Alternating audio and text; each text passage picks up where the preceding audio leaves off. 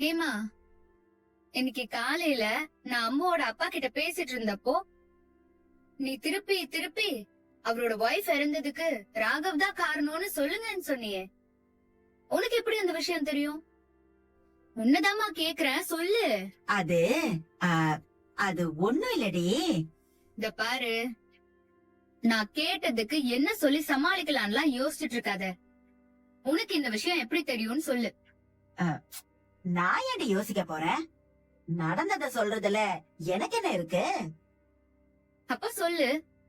5 வருஷத்துக்கு முன்னாடி உனக்கு ஆக்சிடென்ட் ஆச்சுல்ல, அதே சமயத்துலதான் அந்த ராகவால விஜய் தம்பிக்கும் அவர் சம்சாரத்துக்கும் ஆக்சிடென்ட் ஆச்சு.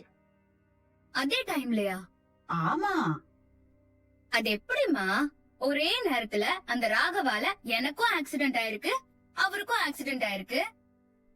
நீ வந்த வண்டிய அவன் இடிச்சான்ல, அந்த வண்டிய அப்படியே திருப்பும் போது தெரியாதனமா விஜய் தம்பியும் அவங்க சம்சாரமும் அந்த காரையும் இடிச்சிருக்கான். அதுல அவங்களுக்கும் ஆக்சிடென்ட் ஆயிடுச்சு. நாங்க ஒன்ன சேர்த்தா அதே ஆஸ்பத்திரியில தான் அவரையும் அவர் சம்சாரத்தையும் சேர்த்திருக்காங்க. பாவம், குழந்தை பிறந்ததுமே அவர் சம்சாரம் செத்து போயிடுச்சுடி. எங்களுக்கு அத பாக்கவே ரொம்ப கஷ்டமாயிடுச்சு. அதுக்கப்புறம் நீ நல்லபடியா குணமாயி ஹாஸ்பிட்டல்ல இருந்து டிஸ்சார்ஜ் ஆற வரைக்கும் அந்த தம்பி கண்ணு முழிக்கவே இல்ல. நாம அங்க இருந்த வரைக்கும் அந்த தம்பி கண்ணு முழிப்பாரா மாட்டாரான்னு தெரியலன்னு தான் டாக்டர் சொல்லிருக்காரு. அதுக்கப்புறம் அவர் எப்படியோ நல்லபடியா பொழைச்சிட்டாரு போல. இதெல்லாம் விஜய் தம்பி கிட்ட அன்னைக்கு அவர் நம்ம வீட்டுக்கு வந்த அன்னைக்குதான் சொன்னேன். அப்போ அவர் உனக்கு முன்னாடியே தெரியும்? தெரியும்டி. இது ஏன் நீ என்கிட்ட சொல்லவே இல்ல? அவர் கதையெல்லாம் உனக்கு தெரிஞ்சிருந்தோம் நான் அவர் கதைய சொல்லும் போது புதுசா கதை கேக்குற மாதிரி கேட்டுட்டு இருந்த. உன்கிட்ட மறைக்க கூடாதுன்னு நான் சொல்லாம எல்லாம் இல்லடி. அப்புறம் என்ன? டாக்டர் என்கிட்ட ஏற்கனவே காவேரிக்கு அதிர்ச்சி தர மாதிரியான விஷயத்தையோ அவ வாழ்க்கையில நடந்த பழைய விஷயத்தையோ அவ ஞாபகத்துக்கு கொண்டு வராதீங்க. நீங்க கட்டாயப்படுத்தி நிறைய விஷயங்களை சொல்லும் போது அத கேட்டு அவ குழப்பம் ஆவறதுக்கும் அவ உயிருக்கே ஆபத்தா போய் முடியறதுக்கும் வாய்ப்பு இருக்குன்னு சொன்னாருடி. அதனாலதான் நாங்க யாருமே இந்த விஷயத்த உன்கிட்ட தெரிஞ்ச மாதிரியே காட்டிக்கவே இல்ல. மா, நம்ம அப்பா இருந்த விஷயத்தையே நீ என்கிட்ட சொல்லிட்ட. அதை விட இது என்ன பெரிய அதிர்ச்சியான விஷயமா? அப்படி இல்லடி காவேரி, உனக்கும் அவருக்கும் ஒரே நாள் தான் ஆக்சிடென்ட் நடந்திருக்கு. அந்த விஷயத்த உன்கிட்ட சொல்லும் போது நீ மறுபடியும் அந்த விஷயத்த நம்பி ரொம்ப யோசிக்க ஆரம்பிப்ப. அதனால உனக்கு எதுவும் பிரச்சனை வந்துடக்கூடாதுன்னு தான் சொல்லல. இவ்ளோ விஷயத்த என்கிட்ட இருந்து மறைச்சிட்டு எப்படியெல்லாம் நீ நடிச்சிருக்கல்ல. இதனாலதான் நீ அவரை தடவை பாக்கும்போது அப்படி ஷாக் ஆனியா? ஆமாடி, நீ ஹாஸ்பிட்டல்ல இருந்த வரைக்கும் அவர் பொழைக்கிறதே கஷ்டம்னு எல்லாரும் சொல்லிட்டு இருந்தாங்க. அப்படி இருந்த ஒருத்தரு திடீர்னு நம்ம கண்ணு முன்னாடி வந்து நிக்கும் போது அதிர்ச்சியா தானே இருக்கும். நீ ஹாஸ்பிட்டல்ல இருந்து டிஸ்சார்ஜ் ஆனதும் சென்னையில நாம எல்லாரும் ஒரு வீட்டுக்கு போனோமே, ஞாபகம் இருக்கா? அது கூட விஜய் தம்பியோட வீடுதான். நாம அங்க போனப்ப அங்க தாத்தா, சித்தப்பா, சித்தி, பாட்டி எல்லாரும் இருந்தாங்க. அதனாலதான் எனக்கு அவங்கள எங்கேயோ பார்த்த மாதிரியே இருந்திருக்குல்ல. நான் அன்னைக்கு உன்கிட்ட இத பத்தி கேட்டேன்ல, நீதான் தேவையில்லாம எதையும் யோசிக்காதன்னு சொல்லிட்ட. அப்ப உன்கிட்ட இத சொல்லலாமா வேண்டாமான்னு எனக்கு தெரியல, அதான் சொல்லல. இதனால தாண்டி அந்த தம்பியையும் அந்த குழந்தையையும் பாக்கும்போது பாசமா பேசணும் பழகணும்னு தோணுச்சு. இதுக்கு போய் என்ன நீ திட்டிட்டியே. எனக்கு இதெல்லாமே நீ சொன்னாதானமா தெரியும். எனக்கு ஆக்சிடென்ட் ஆகி சில விஷயம் மறந்து போச்சுங்கறத காரணமா வச்சுக்கிட்டு நீங்க எல்லாருமா சேர்ந்து என்கிட்ட இவ்ளோ விஷயத்த மறைச்சிருக்கீங்கல்ல. இன்னும் எனக்கு தெரியாம என்னென்ன விஷயத்த மறைச்சு வச்சிருக்கீங்களோ. ஆனா அவங்க நிலைமைய நினைக்கும் போது கஷ்டமா தான் இருக்கு. நமக்கும் அந்த பசுபதி குடும்பத்துக்கும் இருந்த பிரச்சனையில அம்மாவோட அம்மா இறந்து போற மாதிரி ஆயிருக்கு பாரு. பாவலம்மா அவங்க. தூங்கியாச்சாவா? என்னடா அதிசயம் அது? காவேரி நமக்கு மெசேஜ் அனுப்பியிருக்கா? இல்ல, பேசலாமா? பேசலாமாவா? அடியே, அதுக்காக தானே காத்துக்கிட்டு இருக்கேன். ஹலோ, சொல்லுங்க மிஸ். இந்த டைம்ல உங்களை டிஸ்டர்ப் பண்ணதுக்கு சாரி. ஐயோ, என்னங்க நீங்க சாரி எல்லாம் கேட்டுக்கிட்டு? இல்ல, நீங்க தூங்கிருப்பீங்களோன்னு நினைச்சுதான் நான் மெசேஜ் பண்ணேன். நீங்க உடனே மெசேஜ் பண்ணதும் நான் கால் பண்ணி பேசினா என்னன்னு தோணுச்சு. பேசுங்க மிஸ். நீங்க பேசி நான் கேட்க மாட்டேன்னு நான் சொல்ல போறேன். இப்பதான் அம்மா எல்லா விஷயத்தையும் சொன்னாங்க. எல்லா விஷயத்தையும் சொன்னாங்களா? ஐயோ, அத்தை என்னத்த வளர்னாங்கன்னு தெரியலையே. அந்த ராகவ் என்ன ஆக்சிடென்ட் பண்ண வந்தப்போ தெரியாம உங்க கார்ல இடிச்சதுனாலதான் உங்க வைஃப் இறந்துட்டதா சொன்னாங்க. ஆஹா, அத்தை ஏதோ புது கதையை சொல்லிட்டாங்க போல. ஜெய், இத அப்படியே மெயின்டைன் பண்றா, விட்டுறாத. எனக்கு அத கேட்ட உடனே ரொம்ப கஷ்டமா போச்சுங்க. அதுவும் இல்லாம உங்களும் என்னையும் ஒரே ஹாஸ்பிட்டல்ல தான் அட்மிட் பண்ணிருந்தாங்களாமே. இது வேறயா?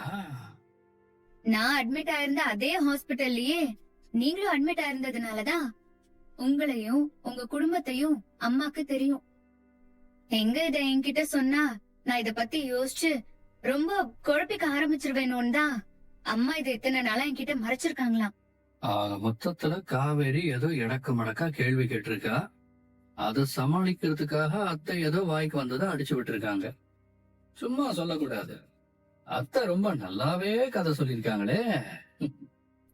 இதனாலதான் உங்க மேலயும் அம்மு மேலயும் ரொம்ப அட்டாச்சா இருந்தாங்களாம். இதுக்கு பழி வாங்கறதுக்காக தான் ராகவ் அன்னைக்கு நம்ம பாப்பாவை கடத்தினாங்கிறதெல்லாம் எனக்கு இப்பதான் புரியுது. என்ன சொன்னீங்க? ஆ? இல்ல, ஒரு ஃப்ளோல ராகவ் நம்ம குழந்தைய கடத்திட்டான்னு சொன்ன மாதிரி இருந்துச்சு. அப்படியா சொன்ன? அப்படிதாங்க சொன்னீங்க. சாரி, நம்ம அம்மாவை கடத்திட்டாங்கன்னு சொல்ல வந்த, அது வாய் தவறி அப்படி வந்துருச்சு. நீ வாய் தவறி சொன்னாலும் உண்மையை தானடி சொல்லியிருக்க என் பொண்டாட்டி. எங்களாலதான் உங்களுக்கும் இன்னைக்கு இந்த நிலைமை. ஐயோ, அப்படிலாம் நினைச்சு நீங்க எதுவும் ஃபீல் பண்ணாதீங்க. யாராருக்கு எது எது எப்படி எப்படி நடக்கணுமோ அது அப்படி அப்படியே கண்டிப்பா நடந்தே தீரும். இதுல யாரும் யாரையும் காரணம் சொல்லி யூஸ் இல்ல மிஸ். அன்னைக்கு நீங்க கார்ல வரப்போ உங்க லவ் ஸ்டோரிய சொன்னீங்கல்ல, கல்யாணம் ஆகி கப்பலா வாழ்ந்தா உங்க 2 பேரும் மாதிரி தான் வாழணும்னு எனக்கு அப்பவே தோணுச்சு. நான் எங்க அம்மா கிட்ட கூட வந்து சொல்லிட்டு இருந்தேன் தெரியுமா. உண்மைய சொல்லணும்னா கல்யாணமே வேணாங்கிற ஐடியால இருக்கிற எனக்கு இந்த மாதிரி கப்பல்ஸோட லைஃப் ஸ்டோரி எல்லாம் கேட்கும் போதுதான் கல்யாணம் பண்ணிக்கணுங்கிற ஒரு குட்டி ஆசை வருது. இந்த அளவுக்கு உருகி உருகி காதலிச்ச ஒரு பொண்ணு உங்க லைஃப்ல இல்லாம போறதுங்கிறது ரொம்ப கஷ்டமா இருந்திருக்கும்ல. என்னெல்லாம் இப்படி ஒருத்தன் காதலிச்சு கல்யாணம் பண்ணி ராணி மாதிரி பாத்துக்கிட்டு திடீர்னு என் லைஃப விட்டு எங்கேயாவது போயிட்டான்னு வச்சுக்கோங்களேன், ஐயோ சத்தியமா என்னாலலாம் தாங்கிக்கவே முடியாது. அம்மாவுக்கு உங்களெல்லாம் முன்னாடியே தெரியுங்கிற விஷயம் எனக்கு தெரியாது. அவங்க உங்ககிட்ட ரொம்ப உரிமையா பேசினதையும் நீங்களும் அதே உரிமையோட நடந்துட்டதையும் பார்த்து நான் பல தடவை உங்ககிட்ட கோவப்பட்டிருக்கேன். ஆனா எங்களாலதான் உங்க ஒய்ஃப் இறந்திருக்காங்கன்னு தெரிஞ்சும் நீங்க ரொம்ப தன்மையா நடந்துக்கிறீங்க.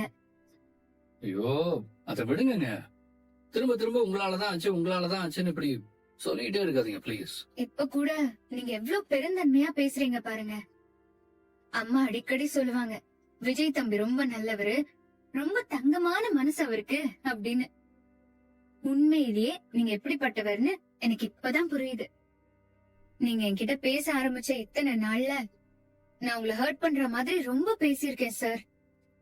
I'm really very sorry. ஐயோ விடுங்க மிஸ். உண்மைய சொல்லணும்னா இத்தனை நாள் நீங்க என்கிட்ட பேசினதுல நான் என்னைக்குமே உங்களால ஹர்ட் ஆனதே இல்ல. நான் மனசு கஷ்டப்படுவேன்ல, நீங்க தேவையில்லாம உங்க மனசை கஷ்டப்படுத்திக்காதீங்க.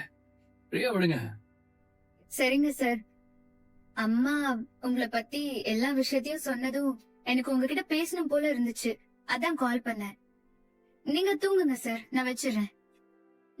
நான் தூங்கவே நினைச்செல்லாம் நீங்க போன வைக்க வேண்டாம். வேற ஏதாவது பேசணும்னா கூட பேசுங்க, நான் ஃப்ரீயா தான் இருக்கேன். வேற எதுவும் இல்ல சார், இத பத்தி பேசுறதுக்காக தான் நான் கால் பண்ணேன். அப்படியா?